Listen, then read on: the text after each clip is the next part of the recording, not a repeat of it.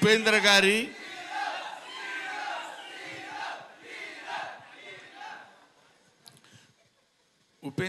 అడ్డ ఈ సినిమా నిర్మాత అచ్యుతరావు గారు, దర్శకులు ఆర్యన్ గారు, 5 సినిమాల కథానాయకుడు, 6వ సినిమా కథానాయకుడు మిస్టర్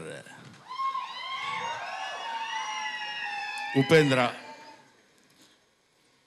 అటువంటి ఈ సినిమా ఓపెనింగ్కి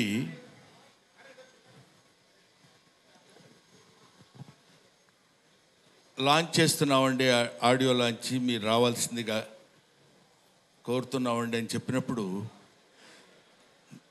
నేను యాక్సెప్ట్ చేయడానికి మెయిన్ రీజన్ ఏంటంటే మా అబ్బాయి కూడా హీరోయే. ఇలాంటి పిల్లల్ని ఆశీర్వదిస్తే మా పిల్లల్ని కూడా భగవంతుడు ఆశీర్వదిస్తాడనే అభిప్రాయంతో వచ్చాను. First point.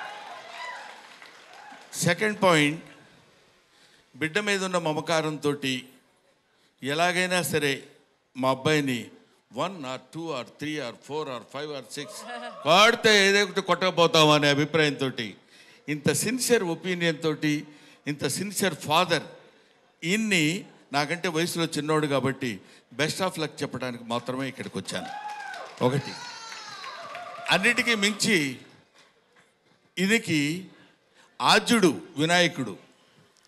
వినాయకరావు, ఆంధ్రజ్యోతిలో ఉండే వినాయకరావు గారు నాకు 35 ఏళ్ళ నుంచి ఫ్రెండ్. ఆయన నాకు ఫోన్ చేసి, మీరు తప్పనిసరిగా రావాలండి, మీరు ఈ ఫంక్షన్కి వచ్చి ఆ కుర్రాడిని ఆశీర్వదించాలని వాళ్ళ ఫాదర్ ప్రత్యేకంగా రిక్వెస్ట్ చేశారండి అని చెప్పినప్పుడు నేను ఐ కెనాట్ సే నో. ముఖ్యంగా ఈయన అతి మాటకారి. ఎంత మాటకారంటే, నేను ఏమొస్తానులేండి, వస్తే వస్తాను లేకపోతే లేండి అందాం అనుకున్నా. మీ సినిమాలన్నీ నేను చూస్తాను, మీ సినిమాలంటే నాకు ఇష్టం, మీ సినిమా అసలు ఒక్కోటి వార్నింగ్ ఇచ్చినట్టు చెప్తున్నాడు. మీ సినిమా డైలాగులన్నీ నేను చెప్పమంటే చెప్తాను, అంత ఇష్టం మీరంటే. కాబట్టి మీరు వచ్చి మీరు మా అబ్బాయిని ఆశీర్వదించి వెళ్ళాలండి అన్నప్పుడు ఎందుకో ఎక్కడో కనెక్ట్ అయిపోయి నో అని చెప్పలేక కంపల్సరీగా వచ్చి మీ బిడ్డని ఆశీర్వదించి మంచి పొజిషన్కి రావాలని నేను మనస్ఫూర్తిగా కోరుకుంటున్నాను. ఒకటి, ఇందులో ఇప్పుడు చూశాను తన ట్రైలర్స్ 5లో 5 డైరెక్టర్లను పట్టుకుని అసలు మామూలుగా ఒక సినిమా తీయడానికే కొంచెం కింద మీద పడుతున్న రోజుల్లో 5 ఒక చిన్న ఫ్యాక్టరీలా పెట్టేసి ఇన్ని సినిమాలు ఎట్ ఏ స్టెచ్ అలా జరుగుతూ చేయడం అనేది అది అతి తక్కువ మందికే సాధ్యమవుతుంది. అటువంటి వాళ్ళల్లో మన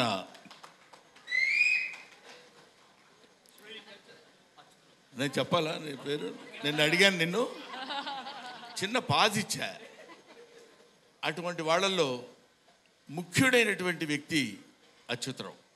సో ఇటువంటి వాళ్ళు సక్సెస్ఫుల్గా పైకి వస్తే, ఇలాంటి heroes acting and commercial hero టైప్లో ఉన్నటువంటి ఇలాంటి హీరోస్ పైకి వస్తే, వీళ్ళంటి వాళ్ళు ఎన్నో సినిమాలు వాళ్ళు చేస్తే ఎన్నో కుటుంబాలు చలనచిత్ర పరిశ్రమలో బతుకుతాయి, ఎన్నో కుటుంబాలకి పోషించిన వాళ్ళు అవుతారు. అటువంటి వాళ్ళు main pillar of this cinema making is mister Achyuta Rao. I wish you all the best mister Achyuta Rao. God bless you. డెఫినెట్గా మీ కుర్రాడికి ఉజ్వలమైన భవిష్యత్తు ఉంటుందని నేను కోరుకుంటున్నాను, ఉండాలని కోరుకుంటున్నాను. నేను వెంకటేశ్వర స్వామి భక్తుడిని, మీ అందరికీ తెలుసు. ఆ వెంకటేశ్వర స్వామి పాదాల సాక్షిగా ఈ కుర్రాడికి మంచి భవిష్యత్తు ఉండాలని నేను మనస్ఫూర్తిగా కోరుకుంటూ, నాకు ఈ అవకాశాన్ని ఇచ్చిన అని ప్రతి వాళ్ళు అంటారు. నిజంగా ఇది నాకు అవకాశం కిందనే భావిస్తున్నాను. ఎందుకు భావిస్తున్నానంటే, ఒక అప్కమింగ్ ఒక దూరం నుంచి ఒక అద్భుతమైనటువంటి లైట్ని చూడటానికి పరిగెట్టుకుంటూ వెళ్ళే కుర్రాడికి మనం చేయూతనిచ్చి మన మాట సాయం చేసి ఉపయోగపడగలిగితే చాలు అనేటువంటి ఆలోచనతో నేను ఇక్కడికి వచ్చాను. I wish all the best. నేను కీడాకోల అనే సినిమాలో యాక్ట్ చేశాను. ఆ సినిమాలో ఇప్పుడు అక్కడ ఫంక్షన్ జరుగుతుంది ఏదో ఎన్ కన్వెన్షన్లో. ఇక్కడి నుంచి నేను అక్కడికి వెళ్ళవలసి ఉంది కాబట్టి కొంచెం హరియప్ చేశానమ్మా. మీరు మీ ఇద్దరు నన్ను మనస్ఫూర్తిగా క్షమించాలని మాత్రం anything for you sir. Thank you very much my dear. I wish you all the best and god bless you. Thank you అమ్మా. Thank you very much. మన ఉపేంద్ర పుట్టినరోజు. I wish him many happy returns of the day. God bless you in all walks of life. Wambo! Aapandra naina.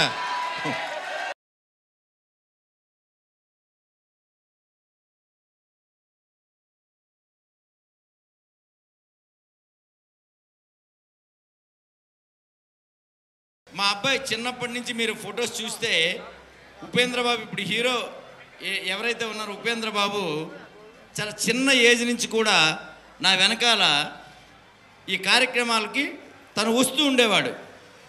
ఒక్కోసారి అన్నదానం కానీ ఎక్కడైనా చేస్తే కనుక అందరితో పాటు నేను ఇక్కడే భోజనం చేస్తానని చెప్పేవాడు.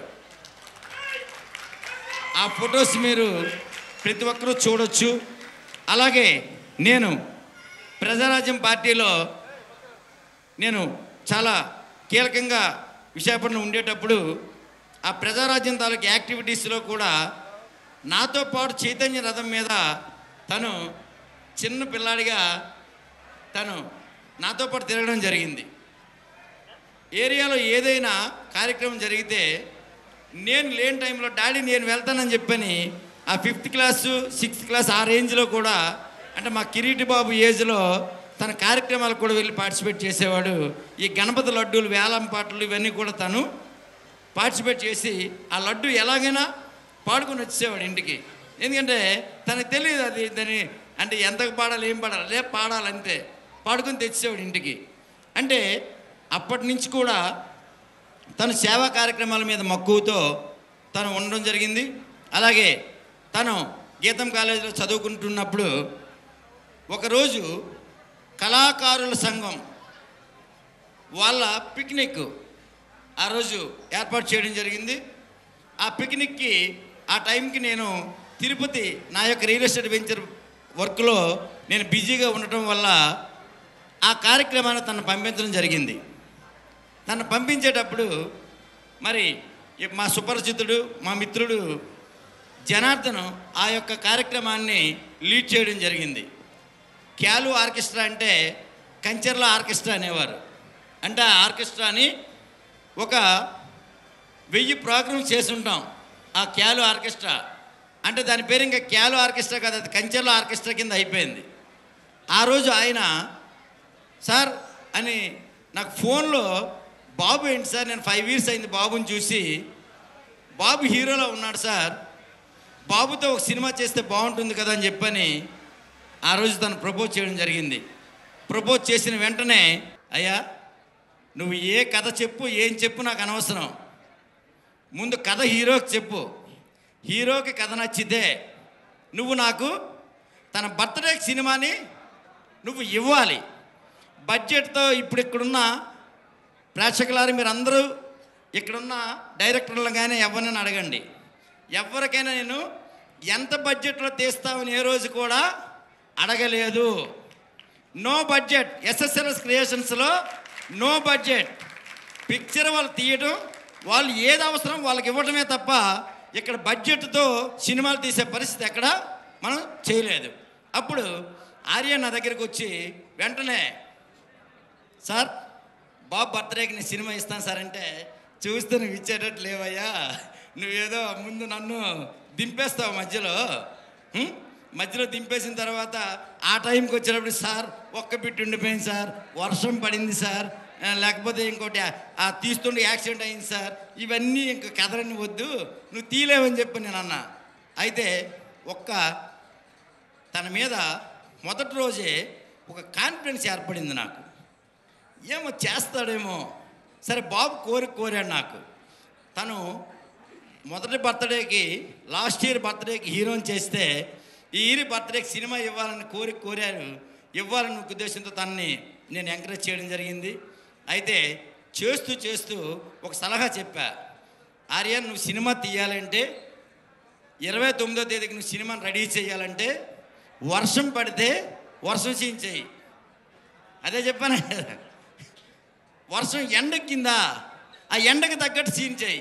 అలాగైతే నువ్వు సినిమా చేయగలుగుతావు తప్ప నువ్వు 70-80 రోజులు సినిమాని తీసుకొచ్చి నువ్వు 35 రోజులు 40 రోజులు చేసేస్తానంటే అది మాటల వరకే పరిమితం అవుతుంది అని చెప్పి నేను చెప్పడం జరిగింది. అయితే మరి ఉపేంద్ర గారి అడ్డా టీం అందరికీ నా హృదయపూర్వక ధన్యవాదాలు తెలియజేసుకుంటున్నాను. ముందుగా మా ఉపేంద్ర, నా ఉపేంద్రకి జన్మదిన శుభాకాంక్షలు. Happy birthday my boy, may God bless you. SSLS creations అధినేత, ఈనాటి ఇన్ని సినిమాలకి దాత, అధినేత, మనందరికీ ఒక పెద్ద దిక్కుగా ఉండి ఇన్ని సినిమాల నిర్మాణం జరగడానికి, ఇంతమంది ఆశయాలు నెరవేర్చడానికి కారణమైనటువంటి అచ్యుతరావు గారికి ముందుగా really thank you so much sir. ఇందాకలా మా డైరెక్టర్స్లో మిత్రులు వచ్చి నా దగ్గరికి అన్నాడు, అన్న మీరు వేసిన పునాది డైరెక్టర్ అచ్యుతరావు గారి దగ్గరికి వెళ్ళి ఏం చెప్పారన్నా, స్టోరీ ఎలా తీసుకున్నారో తెలియదన్నా, మొత్తానికి స్టోరీ అయితే ఓకే అయింది, మీరు ఇచ్చినటువంటి ఆ లీడ్ మా అందరికీ హెల్ప్ అయిందన్నాను. Thank you brother, thank you so much. ఇది పెద్ద మనసు ఉండాలి, 10 మందికి సేవ చేసే గుణం ఉండాలి. అది క్లియర్గా అచ్యుతరావు గారి దగ్గర ఉంది. అందుకనే ఆయనకి ఎప్పుడు మంచి జరుగుతుంది, ఆయన దగ్గర ఉన్న మా అందరికీ మంచి జరుగుతుంది. ఎందుకంటే ఇందాక చెప్పారు సార్, ఒక చిన్న ప్రమాదంలో చిక్కుకున్నా, ఐఎమ్ ఆల్ రైట్ నౌ. ఇప్పుడు చెప్తున్నాను sir, I'm all right, I'm all right. Thank you so much. చాలా థ్యాంక్స్ మా అన్నయ్యని బ్లెస్ చేయడానికి వచ్చినందుకు. అండ్ మూవీస్ 1 by 1 లైనప్ పెట్టడం, కొత్త డైరెక్టర్స్కి ఛాన్స్ ఇవ్వడం, మనీ రిస్క్ చేయడం, ఇవి అందరి పీస్ ఆఫ్ వర్క్ కాదు. ఒకళ్ళు స్టోరీ చెప్పారు, కథని నమ్మొచ్చు, ఈ వ్యక్తిని నమ్మొచ్చు, క్రోర్స్ ఆఫ్ మనీని ఈ వ్యక్తి మీద స్పెండ్ చేయొచ్చు. దీన్ని జస్టిఫికేషన్ చేసుకునే ఆ స్టేజ్ ప్రొడ్యూసర్ గారికి ఉంది కాబట్టి ఇన్ని సినిమాలు చేయగలుగుతున్నారు. ఏ ఆర్టిస్ట్ దగ్గరికి వెళ్ళినా సరే ఉపేంద్ర గారి గురించి ఆ రోజు సెట్లో యాక్టింగ్ గురించి డిస్కషన్ వచ్చిందని అంటే ఆయన ఉన్న షార్ట్స్ అయిపోతే మిగిలిన వాళ్ళ షార్ట్స్ అన్ని తీసుకోవాల్సిన సిచ్యువేషన్స్ ఎప్పుడూను. సో ఆయన షార్ట్ పెట్టామని అంటే టక్మని మ్యాక్సిమం ఒక 1 minute సీన్ అయినా సరే 15 minutesలో అయిపోతుంది. 3 to 4 takes దాటకుండా షూట్ కంప్లీట్ అయిపోతుంది. So blessed, you are really blessed అని ఆ type of acting skills. So Achyutarao గారి కింద పనిచేస్తున్నందుకు నిజంగా చాలా ప్రౌడ్గా ఫీల్ అవుతున్నాం.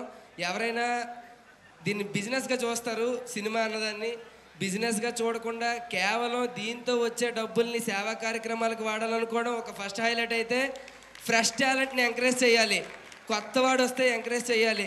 ఇండస్ట్రీలోకి వెళ్ళి ఏ ప్రొడ్యూసర్కి స్టోరీ చెప్పిన ఫస్ట్ మాట మీ ఎక్స్పీరియన్స్ ఏంటి అంటే రాంగ్గా తీసుకోవద్దు ఎవరు కూడా. ఇప్పుడు ఫస్ట్ నైట్కి ఎక్స్పీరియన్స్డ్ పెళ్లి కూతురు ఎవరు అడగరు కదా. సో ఎవరి స్టోరీ వాళ్ళు డైరెక్ట్ చేయాలి, ఎవరి స్టోరీ వాళ్ళు తీయాలి అని హార్డ్గా నమ్ముతారు అచ్యుతరావు సార్. సో దానిలో భాగంగానే మాకు అందరికి అవకాశం ఇచ్చారు. Thank you very much sir, thank you very much అనియ. సో మమ్మల్ని ఒక రకంగా భరిస్తున్నారని కూడా చెప్పాలి. చాలా ఇబ్బందులు మేము పెడుతుంటాం, వాళ్ళని అన్నిటిని భరిస్తారు మా కోసం, మా స్టోరీ కోసం, మా ఫ్యూచర్ కోసం. సో మారుమూల ఎక్కడో పార్వతీపురం మాది, అక్కడి నుంచి ఇక్కడికి మమ్మల్ని లాగారు sir. Thank you very much once again. And once again happy birthday అనియ. Good luck for Upendra Gadi Adda movie. మళ్ళీ దాని సక్సెస్ మీట్లో మళ్ళీ అందరం ఇలా కలుసుకోవాలని మనస్ఫూర్తిగా కోరుకుంటున్నాను సార్. ఇందాక మా కృష్ణారెడ్డి గారు ఒక మాట చెప్పారండి, నేను చాలా అదృష్టవంతుడని. ఆ అదృష్టం వెనక ప్రతి మాటకి ఆ అదృష్టం యొక్క కారణమైంది మా నిర్మాత అచ్యుతరావు గారండి. నా అదృష్టం అంతా ఆయనదే, ఆయన ఇచ్చినదే నా అదృష్టం, అది మాత్రం ఖచ్చితంగా చెప్పగలను. నేను సినిమా కథ చెప్పేటప్పుడు సార్ కదా నేను అనుకున్న టైంకి మీకు ఇచ్చేస్తాను సార్, ఖచ్చితంగా ఇస్తాను సార్ అంటే అలాగే నువ్వు చేయి అని చెప్పి నేను ఒక బడ్జెట్ ఇచ్చానండి. తర్వాత సినిమా షూటింగ్ చేస్తూ ఉండగా సార్ ఈరోజు సండే సార్, ఈరోజు పండగ సార్, డబుల్ కాల్ షీట్లు అవుతాయేమో సార్ అని చెప్తే ఫస్ట్ టైం విన్నానండి. నేను ఇంతమంది ప్రొడ్యూసర్స్ని చూశాను, ఫస్ట్ టైము ఆ ప్రొడ్యూసర్ ఇలాగా కూడా మాట్లాడతారా అని విన్నాను నేను. నువ్వు బడ్జెట్ గురించి ఎందుకు ఆలోచిస్తున్నావు, నీ పని నువ్వు చేసుకుంటూ వెళ్ళు, నీ బడ్జెట్ గురించి ఆలోచించమన్నానా అన్న మాట. బడ్జెట్ గురించి అసలు ఆలోచించని మొట్టమొదటి నిర్మాత ఏమో ఫస్ట్ టైం నేను చూస్తున్నాను సార్. చాలా థ్యాంక్ యూ సార్. బడ్జెట్ గురించి నువ్వు ఆలోచించుకో, డబల్ కాల్ షీట్ కాదు, 3 కాల్ షీట్ అయినా అవని.